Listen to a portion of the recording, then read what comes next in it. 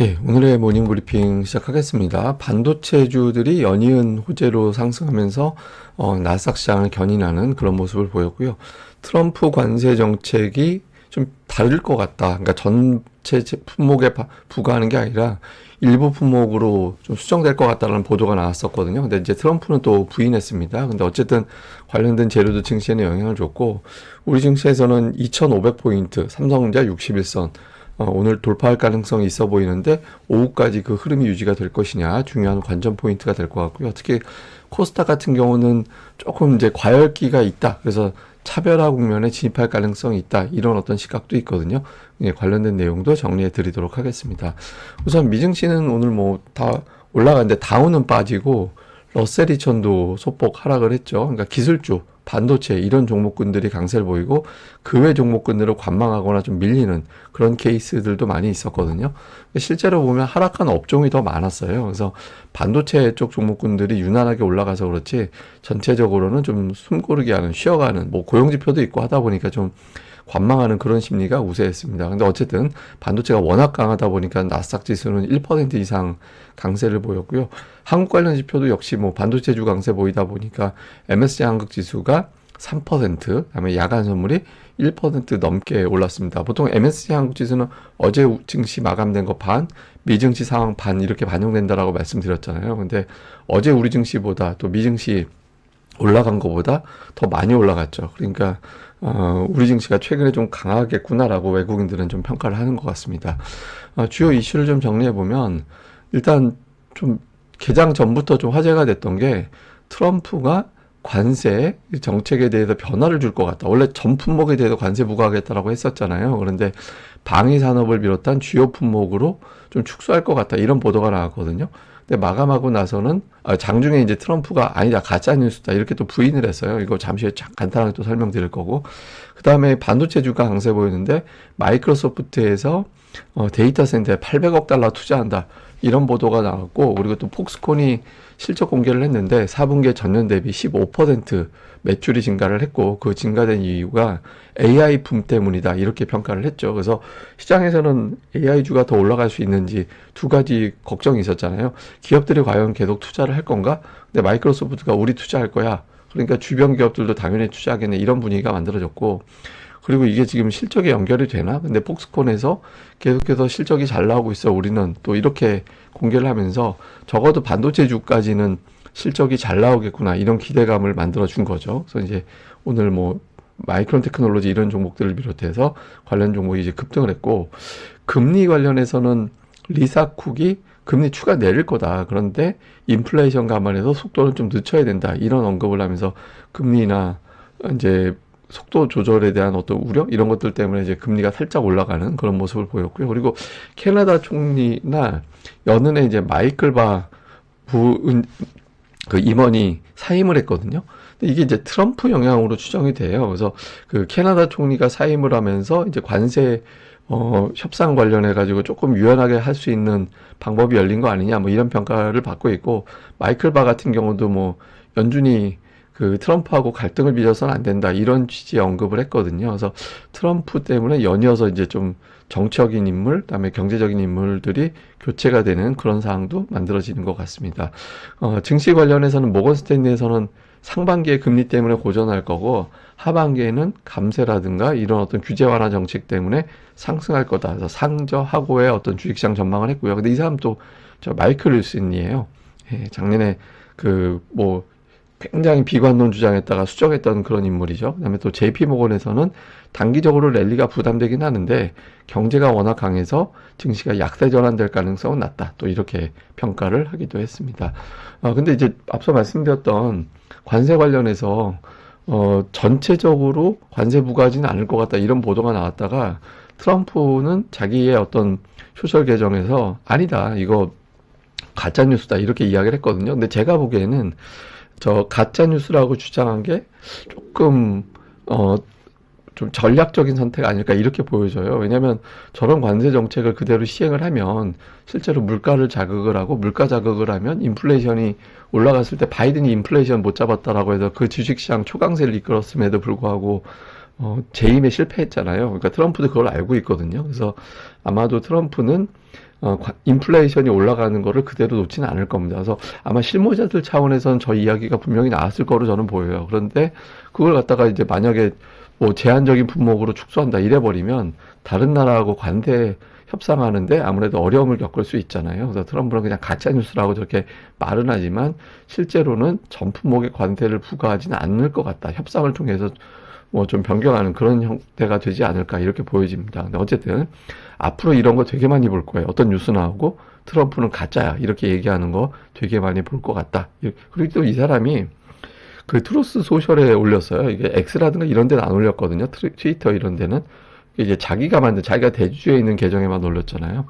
향후에 이제 또 적어도 또 주목을 받을 것 같긴 합니다. 어쨌든 이런 뉴스가 있었고 특징적으로는 마이크론 테크놀로지가 10%나 급등을 했습니다. 거의 100달러 장중에 이제 101달러까지 올라가기도 했는데 뭐 반도체주 초강세를 상징적으로 보여주는 대목이고 엔비디아는 CES에서 젠슨 왕이 기조연설하기로 되어 있죠.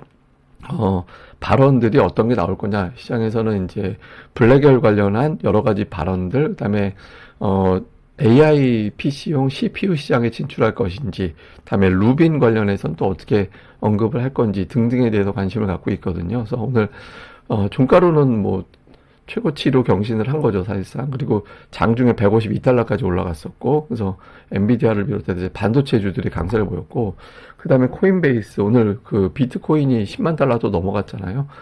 번스타인에서 비트코인 20만 달러 갈 수 있다, 이렇게 또 주장을 하면서, 코인 관련주들이 또 강세를 보였고요.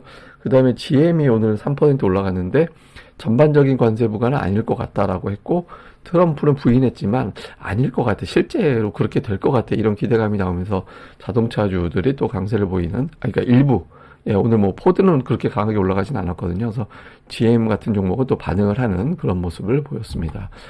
주요 지표는 달러가 초반에 107대까지 뚝 떨어졌다가 나중에는 이제 낙폭을 줄이긴 했지만 어쨌든 109 막 이렇게 올라가다가 달러 인덱스가 좀 빠졌잖아요.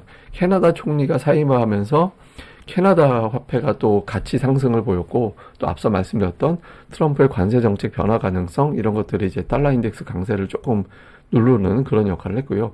금리는 오늘 빠졌다가 올라왔는데 트럼프 임기가 시작했다라는 점, 임박했다라는 점, 그다음에 리사 쿡이 금리 인하를 점진적으로 할 거다 이런 발언 때문으로 보이지만 실제로는 그거보다는 제가 어제 저녁에 보내드린 뭡니까 텔레그램 채널로 보내드린 내용. 텔레그램 채널 어떤 분이 이거 유료냐고 문의하셨던데, 그게 아니라 그냥 제 시황 코멘트 올려드리는 계정이에요. 그냥 시황맨의 주식 이야기 계정 검색하면 나오지 않나요? 하여튼 그 계정이라서 아닌데 하여튼 뭐 질문하셨길래. 어쨌든 이번 주에 미국의 국채 발행 일정이 있는데 오늘 새벽에 580억 달러 3년물 발행이 됐고 내일 새벽에 10년물 390억 달러. 그러니까 이번 주에 3거래일 동안에 거의 120억 달러 가까이 국채 발행이 진행이 되거든요. 되게 많은 거예요. 그러니까 대규모 국채 발행 진행될 때 금리가 올라가는 경향이 있습니다. 그래서 오늘 금리 상승은 아마 국채 금리 일정 때문에 올라간 거다 이렇게 보면 될 것 같습니다. 근데 미국이 되게 차별화 장세에 나오고 있거든요. 선거 이후에 보면 그 메가세븐이 16% 정도 올라가 있는 반면에 S&P 500이라든가 동일 비중으로 설정해놓고 보면 별로 올라간 게 없어요. 그래서 미국이 되게 차별화 장세가 되어 있는데 그럴 수밖에 없는 게 최근 90일 동안의 실적 추정치를 보면 빅7은 추정치가 상향 조정된 게 많은데 S&P 500 종목들은 그렇지가 않아요. 그래서 그러니까 미국도 증시가 강한 게 아니라 일부 종목들이 주도를 하고 있구나 이런 것들을 보여준다. 이렇게 우리가 보면 될 것 같습니다. 자, 우리 증시는 코스피 시장 같은 경우는 이틀 동안 90포인트 올랐거든요. 외국인들이 21선, 이틀 연속에도 올라갔고, 근데 오늘 2500포인트, 61선, 이 저항에 맞닥뜨리게 되거든요. 미증시 효과 때문에 초반에는 이제 넘어갈 가능성이 있어 보이는데, 종가로 넘어갈 거냐. 보시다시피 61선이 계속해서 저항이 됐었잖아요. 작년도 여름 이후를 보면. 이게 돌파가 되면서 안착까지 되는지 외국인들 추세로 확인을 해야 될 것 같고, 코스닥 같은 경우는 이미 61선 돌파가 됐습니다. 역시 되게 중요한 저항대였고 주도를 반도체와 2차전지가 하고 있거든요. 근데 잘 봐야 되는 게 거래 대금이 지금 8조 원 정도 나오고 있는데 이 8조 원에서 계속해서 증가시킬 수 있을 거냐. 왜냐하면 이게 대단한 저항이기 때문에 매도 물량이 나올 수 있거든요. 그리고 이후에는 전반적인 강세보다는 차별적인 장세, 그러니까 일부 종목이 더 강하게 올라가고 나머지는 어정쩡하게 올라가는 그런 형태가 될 가능성이 있어 보이거든요. 또는 조정이 나온다든가. 그래서 차별화 장세를 또 대응을 해야 될 것 같습니다. 어제 같은 경우는 시가총액 상위를 보면 한마디로 그냥 원투펀치구나. 그러니까 보면 반도체와 2차 전지가 끌어올렸구나라는 게 보여지거든요. 그래서 뭐 코스닥, 코스피 이렇게 놓고 보면은 그런 형태로 움직인 게 보이죠. 근데 그럼에도 코스피 잘 보면 금융도 올라가고 네이버도 올라가고 몇몇 종목군들이 반응을 했거든요. 코스닥 같은 경우는 반도체하고 2차 전지가 워낙 강해서 나머지 종목군들은 안 보이죠. 코스닥 나머지 종목들 보세요. 그러니까 1% 이상 올라간 게 별로 없어요. 시가총액 상위에서 놓고 보면. 그래서 원투펀치 이외에 좀 한두 개 정도는 또 올라갈 수 있겠지만 전반적으로는 차별화 장세 가능성이 높아서 메인 종목과 딸려가는 종목, 그 다음에 이제 테마성 종목 중에서는 거래대금을 가장 크게 이끌어내는 종목군들이 뭐가 되는지를 잘 봐야 될 것 같습니다. 그러니까 증시 수급을 보면 외국인들이 진짜 매수하는 게 보이긴 해요. 왜냐하면 매수 비중이 30%까지 올라왔잖아요. 어제 같은 경우는 매도가 그렇게 확 줄어들었다고 보기는 어렵거든요. 그러니까 외국인들이 이제 매도하는 국면에서는 지나갔다라고 보여지기 때문에 매도 비중은 축소되는 게 맞아요. 근데 이제 매수 비중이 되게 중요한데 어제 같은 경우 30%까지 올라갔거든요. 그래서 요 근처에서 계속 외국인들의 전체 거래 금액에서의 외국인들 매수 비중이 30% 언저리에서 유지가 되고 순매수 2,500억 이상이 나와주는지 여부가 상당히 중요합니다. 그러니까 그렇게 되는지가 이제 지금 저항대로 볼 수도 있기 때문에 시장이 더 밀고 올라갈 수 있는지 여부를 가늠하는 중요한 데이터가 될 것 같고, 코스닥 같은 경우는 거래대금 지금 8조 원 전후까지 올라왔잖아요. 그러니까 이 정도의 거래대금이 과연 계속 유지될 수 있을 거냐. 지금 4일 연속해서 1% 이상 막 주식시장 굉장히 강하게 올라갔잖아요. 그러니까 차익 실현도 충분히 나올 수 있는 구간이다라고 봐야 되거든요. 또 ADR이 120으로 확 넘어갈 수 있는 자리라서 차별화 장세 속에서 그래도 상승 기조를 유지하려면 거래대금이 되게 중요합니다. 그래서 이런 거래대금이 어떻게 나와야 되는지 잘 봐야 될 것 같습니다. 뭐 특징주로는 뭐 계속 반도체, 로봇 이런 종목군들이 강하고, 좀 주춤했던 거는 제약바이오와 조선주 관련된 종목군들이 주춤하거나 횡보하거나 이런 모습들이 나오고 있거든요. 그래서 뭐 반도체, 2차 전지 이런 종목들이 강세, 로봇, 바이오, 그다음에 조선 쪽은 조금 약간 횡보성의 어떤 흐름 이렇게 이제 나오고 있는데, 이게 시소가 될 것 같아요. 그러니까 전반적으로 좀 시소가 될 가능성이 높아서 이런 시소 관계 속에서 이제 메인이 쉴 때 어떤 종목이 움직이는지도 되게 중요합니다. 그래서 지금은 뭐 당장 그렇다라는 게 아니라 이후에 어떤 시소 관계를 잘 봐야 쉴 때 다음으로 올라가는 종목이 뭐가 되는지도 또 관찰이 되니까 이 부분도 잘 봐야겠습니다. 자, 요약을 좀 해보면 트럼프의 관세 정책에 과연 변화가 될 거냐. 저런 어떤 메시지가 가짜뉴스라고 했음에도 불구하고 시장은 그럴 수도 있다. 이렇게 평가할 가능성이 있죠. 그 다음에 글로벌 반도체주가 강세 보일 때 우리하고 대만이 제일 강하게 움직이게 되거든요. 작년도 12월부터 좀 빌드업이 된 측면이 있긴 하죠. 근데 어쨌든 우리는 삼성전자 잠정 실적이 눈앞에 있기 때문에 계속해서 밀고 갈 수 있을지 이것도 주목해 봐야 될 것 같고, 특히 외국인들 어제 전기전자만 매수했거든요. 근데 제가 계속 말씀드리지만 전기전자, 운수장비, 금융, 철강, 화학 이 5개 업종 중에서 4개 이상 매수를 해줘야 외국인들이 한국을 매수한다 이렇게 될 수 있거든요. 그런 흐름이 나오는지, 그리고 코스닥은 이후에 차별화 장세 가능성이 높기 때문에 차별화에서 어떤 종목이 메인이 되는지도 잘 봐야겠습니다. 근데 어저께 제가 하나 뉴스 본 것 중에 증시에서 뭐 개인이 들어왔다. 그러면서 뭐 대기 자금이 60조 원 육박한다. 근데 제가 이 뉴스 나올까봐 계속 말씀을 드렸잖아요. 이거 아니다라고. 연말 연초에 일시적으로 증시 자금에 큰 변동성이 있어요. 이를테면 이제 만기가 된 채권이 만기가 되면 일단 예탁금으로 보내지거든요. 근데 그 자금이 그냥 다시 빠져나갈 수도 있어요. 새롭게 투자를 한다든가 다른 용도로 빠져나가 등등의 어떤 채권 등등한 자금의 변화가 이제 월말, 월초, 연말, 연초에는 되게 커요. 그래서 며칠 지나면 정돈이 되거든요. 그러니까 바로 빠져나갔잖아요.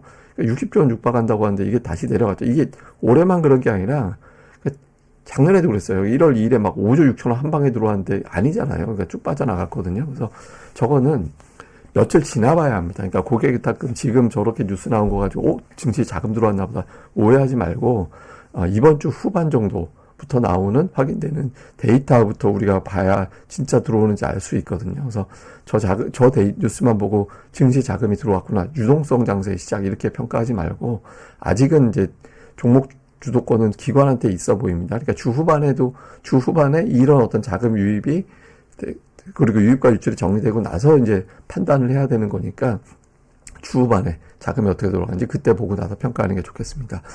예, 그럼 또 오늘 하루 또 잘 보내시고요. 저는 다음에 뵙겠습니다. 이 방송 구독하기와 좋아요 꼭 부탁드립니다. 감사합니다.